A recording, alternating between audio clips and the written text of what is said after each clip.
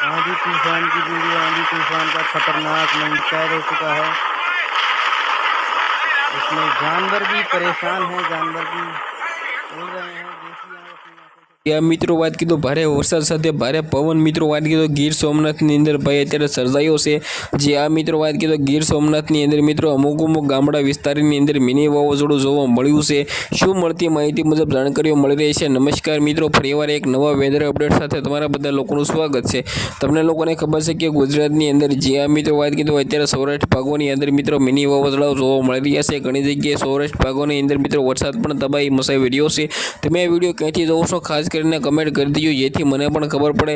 કારણ કે મિત્રો તમારા ગામની અંદર વરસાદ છે કે નહીં એ પણ કમેન્ટ કરી દેજો, કારણ કે હું બધા લોકોને આવનારા ટ્રેનની વિડીયોની અંદર તમને બધા લોકોને ફરી વખત જણાવી શકું।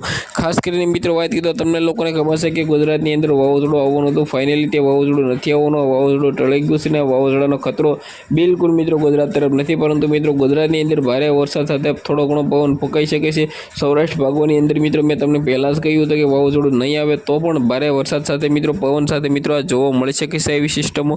તો ખાસ કરીને આ વિડીયો વિશે તમે શું કહેશો, તમે આ વિડીયો ક્યાંથી જોશો એ પણ કમેન્ટ કરી દેજો, જેથી મિત્રો વાત તો તમને બધા લોકોને હું જણાવી શકું કે ભાઈ ઘણા બધા લોકો છે મિત્રો અહીંથી વિડીયો જોતા હોય છે।